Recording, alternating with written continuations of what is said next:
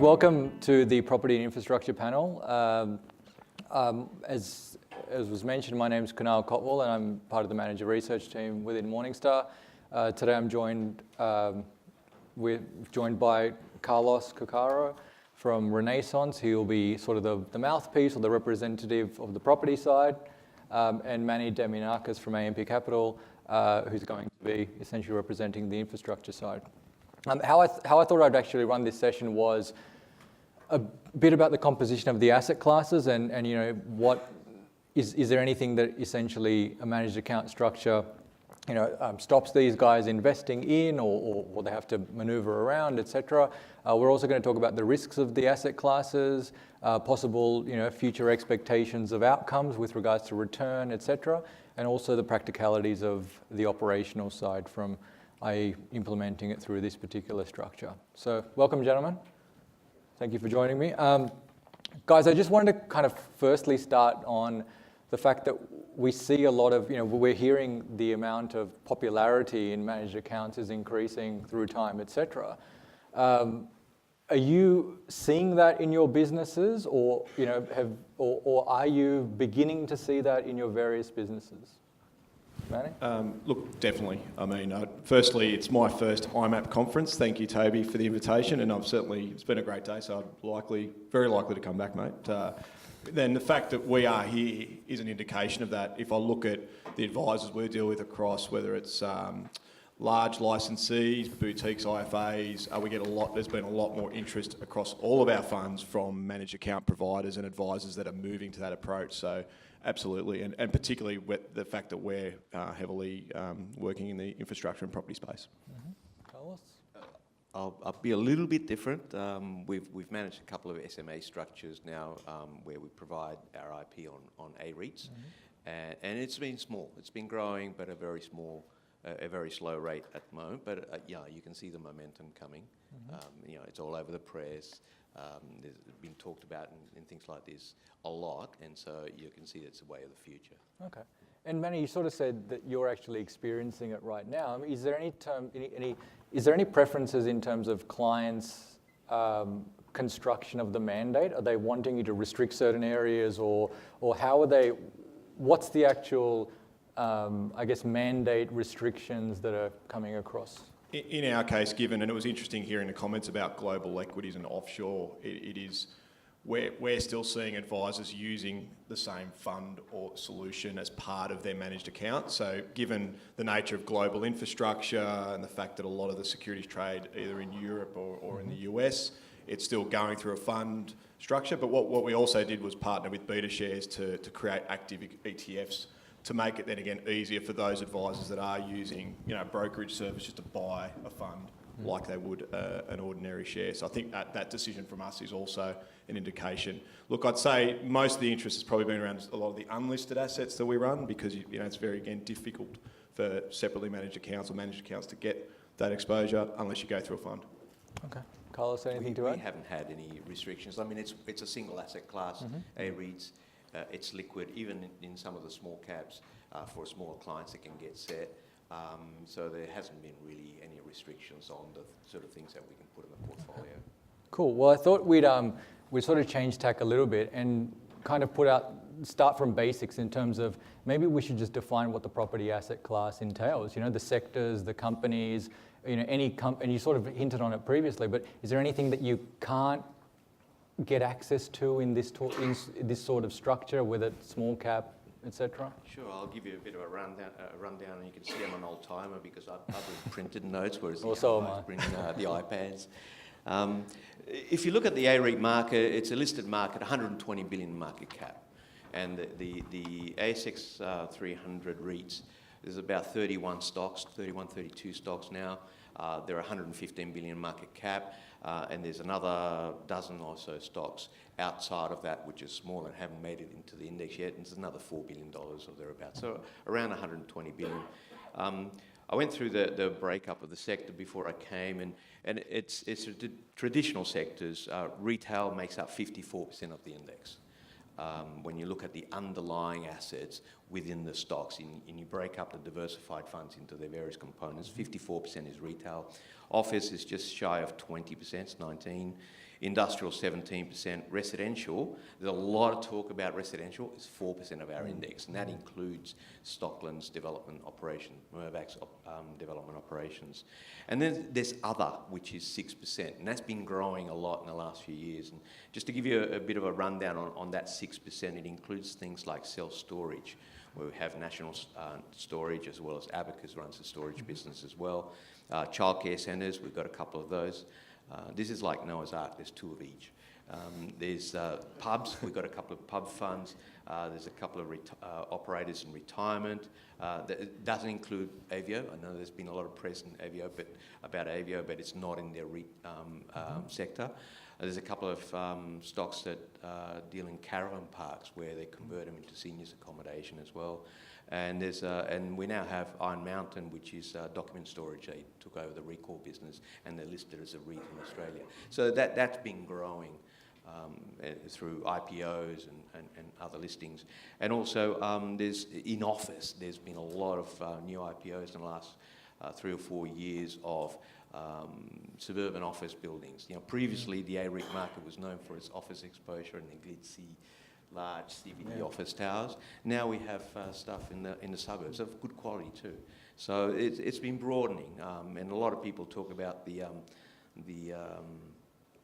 concentration within the market, but the fact is that the concentration is less now than it was 5 years ago because the Westfields have been diluted, and there's a lot of small caps that you can play in the market.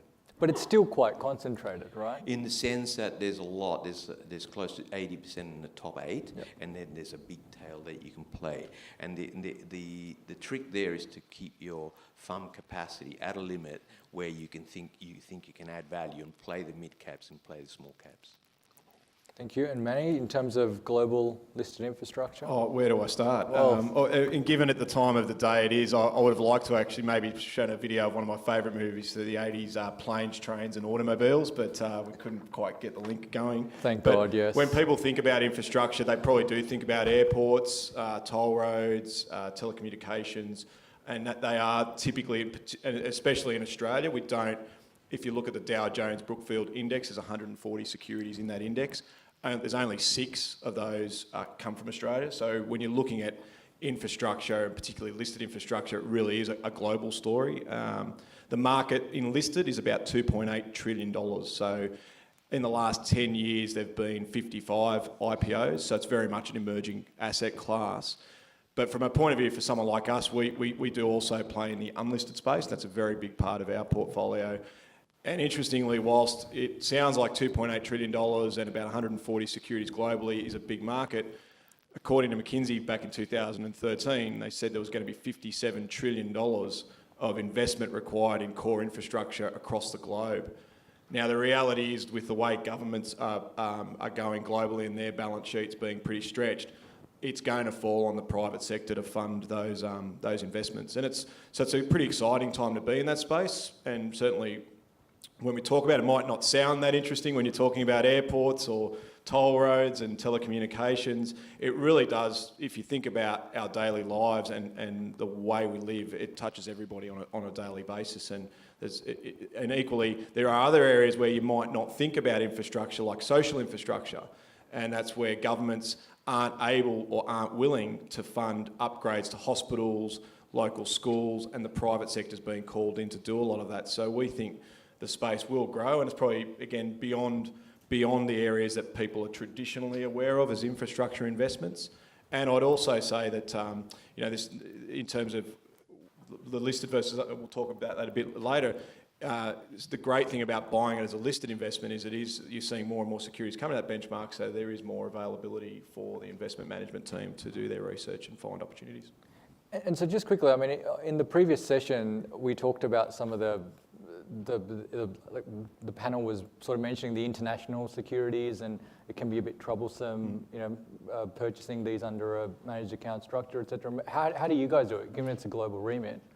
Look, the good news is that's where being big is good. We've got about $700 million in the listed strategy. We run, obviously, private accounts for some of our larger institutional clients. So there is a cost, and it's one of those areas, I guess, it's no different to when you're buying listed infrastructure. It's the same challenges you'd face, or global listed real estate. Do you make a decision to appoint a manager? You can buy passive ETFs. You now buy active ETFs. I think that's comes down to cost. And from our discussions with advisors, it's really where you want to spend and allocate your time is probably another factor. Given if infrastructure may be between 5 to 10% of a client's portfolio.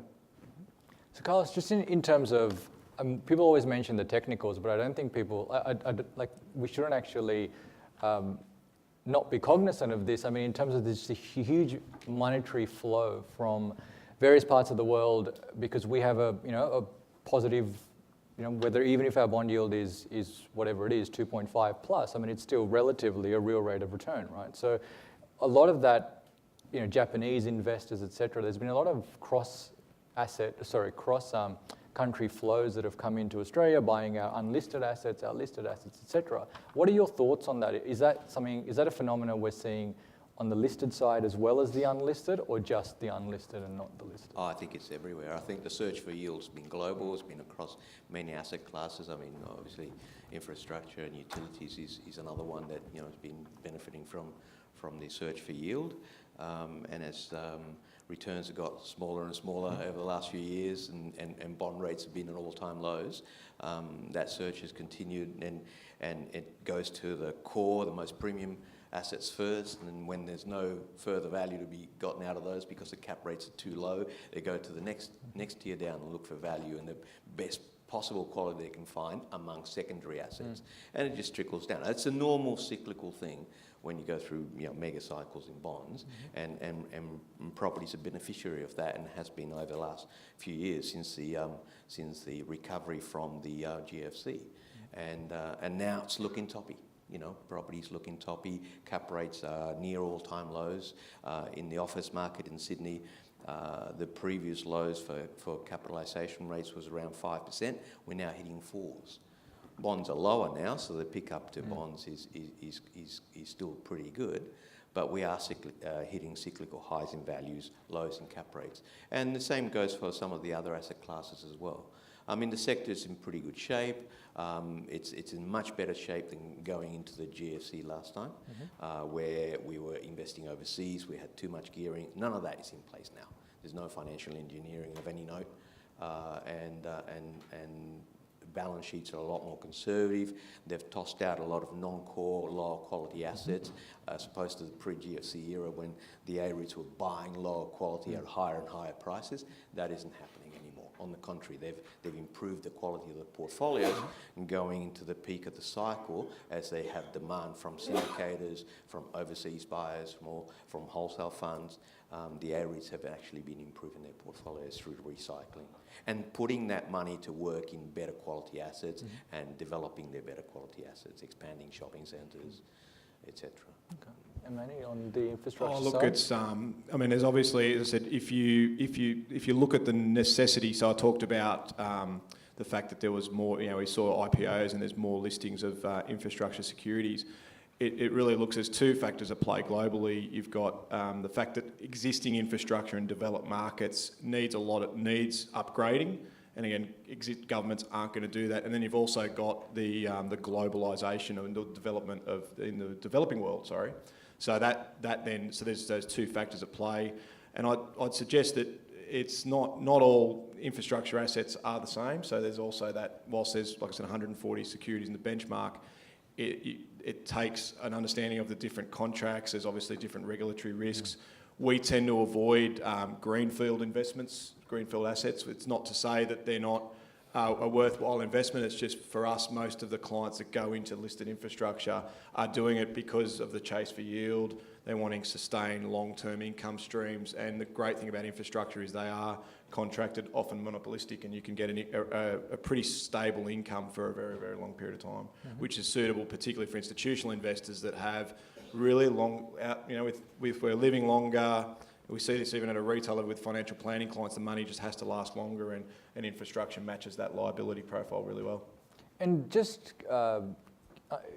curious, can you invest in unlisted assets, or how do you gain exposure in unlisted assets through a managed account structure? You can. You pretty much have got to go through a managed fund. Okay. Again, depending on the site. Look, it actually does come down to, if I look at the way we work with our institutional clients, where they run their own account, depending on the ticket size, you can get access to certain deals directly, but most of our clients in the financial advisor managed account space come through one of our funds like the Core Infrastructure Fund, which is on the platforms, or if the listed's obviously easier because it's there. But I guess the challenge with unlisted, this debate about unlisted versus listed, is clearly in the unlisted space, you do have, because of the parcel sizes, because of the market, there isn't the same liquidity that there would be in a listed security. That's pretty obvious. But equally, breaking up certain asset sizes can be difficult. So I'd always say to someone who wants to buy in one of our unlisted funds, you do really want to have a very long-term horizon, because it's that time where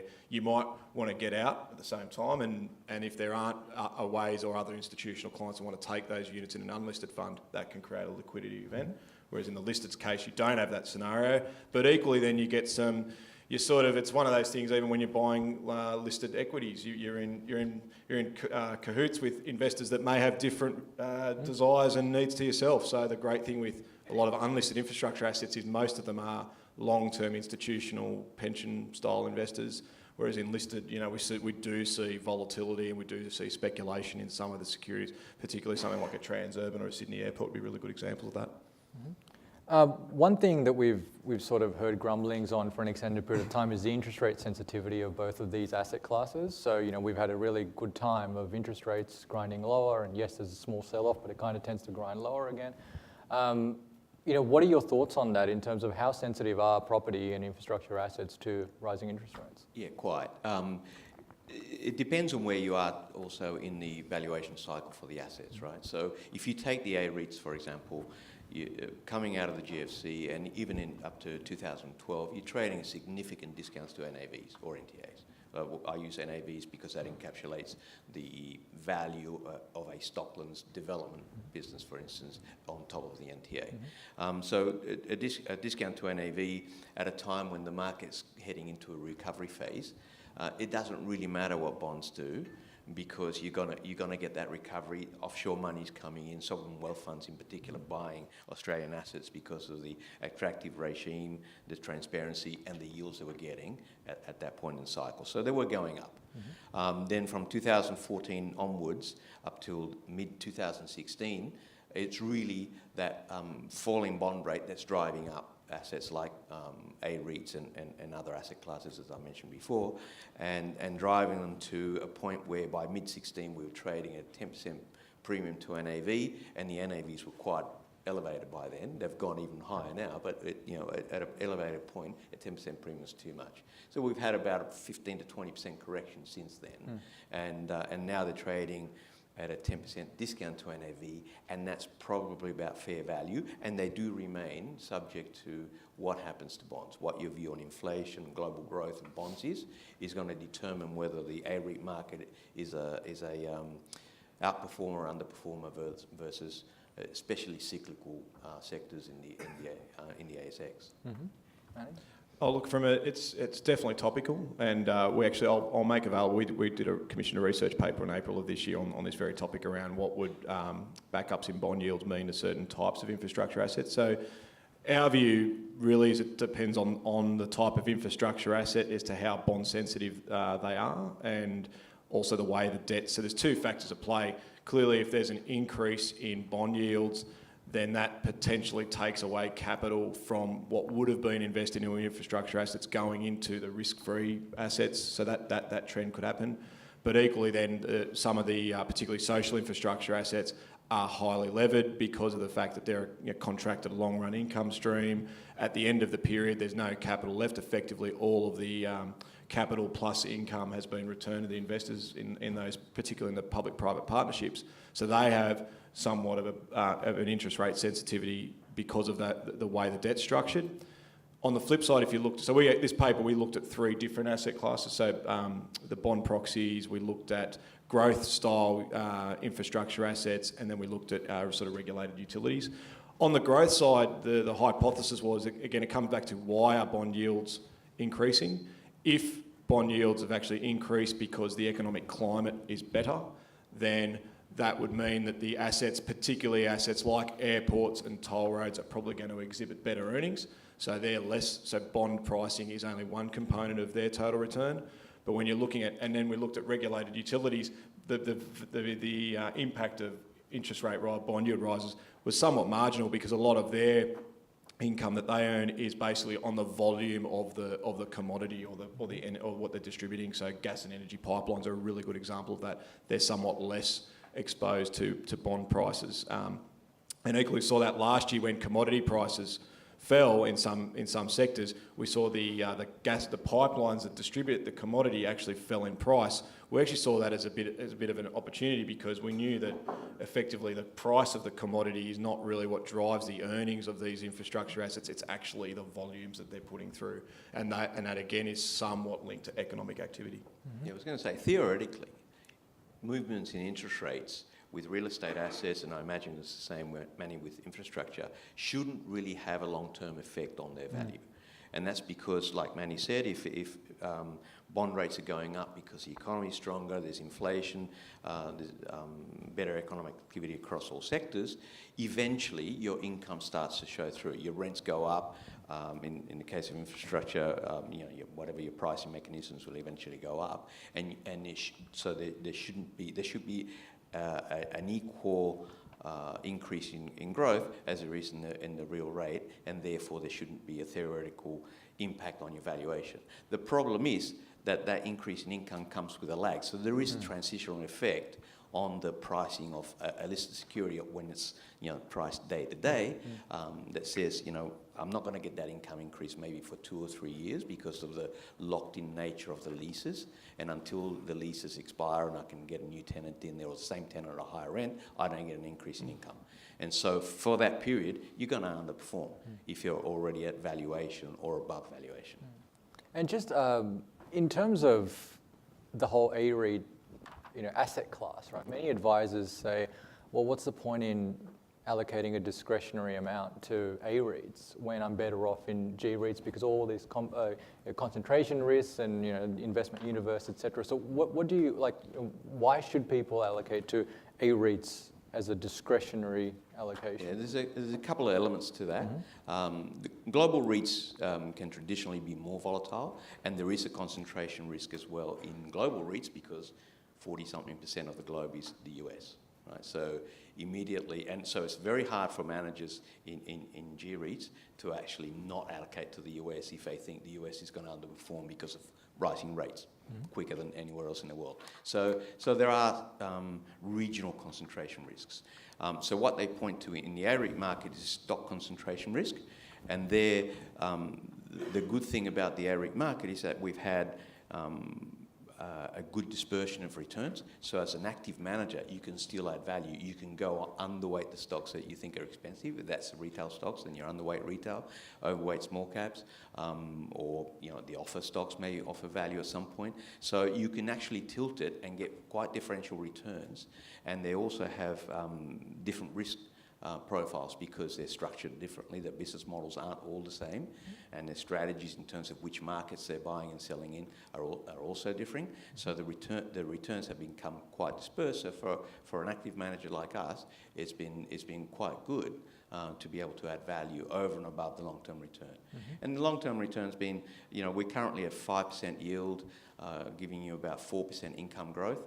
So let's say you get 2 or 3% capital growth, that's about a 7 or 8% return. That's a normal through the cycle return for real estate. And then on top of that, with active management, we're trying to add a couple of percent on top of that. So it's quite valuable when the returns are still around the 8% mark. And Manny, a lot of people either interchange property or infrastructure. Is there a place in the portfolio for both? Oh, I think there definitely is, and we see that with our clients that we work with, and obviously we run both as well, so it's certainly an area that we're pretty well versed in. And I think there's just different characteristics to, whilst there's some similarities, and the way I look at it is a lot of the growth in these asset classes, particularly amongst advisors, is looking for, particularly where you've seen low interest returns from fixed income. Not necessarily a lot of retail investors have got high exposures to domestic equities, some global equities. I think infrastructure and listed real estate as well play that role of not having the same growth potential as equities, but certainly offering a bit more than defensive assets. So they really do sit in the middle on the risk return spectrum, and the fact that it's there's more and more being made in the infrastructure space. There's more and more being made available to retail investors. If I could leave this room with one thought, that there is more to just putting in Transurban and Sydney Airport in your clients' portfolios. There's a really big universe out there, and it's certainly worth exploring. And the returns have been really good. And guys, just 2 questions on the actual practicalities of operating within a managed account space. But guys, as I said, if anyone's got any pressing questions in the meantime, please put your hands up. Otherwise, I'll continue asking mine. So, Carlos, in terms of the practicalities for you as an investment manager of picking a stock versus another, relative to an institution like a wholesale unit trust versus a managed account, is there a difference in how you think of your investment thesis, whether depending on the structure itself? Yeah, well, if I can talk about the 2 SMA operators sure. that we provide our portfolio to, we give them exactly the same portfolio as we give institutional clients, including Zurich.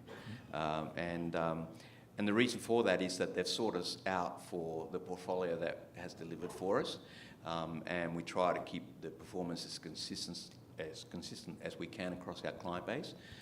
So we give them the exact same portfolio, and to this date, they do have the capability to differ from that in the contracts we sign with them, but they haven't chosen to. They've implemented exactly the same portfolio.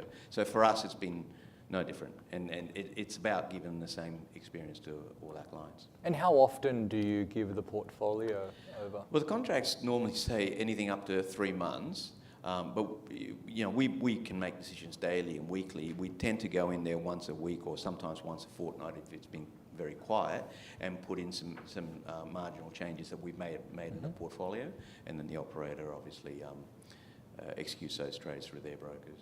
And does one have to be more liquid than the other, given you've got a trickling in small amounts coming in? With small amounts, liquidity is not an issue, so they can get set in the small caps as well, and we've seen them be able to do that. Okay.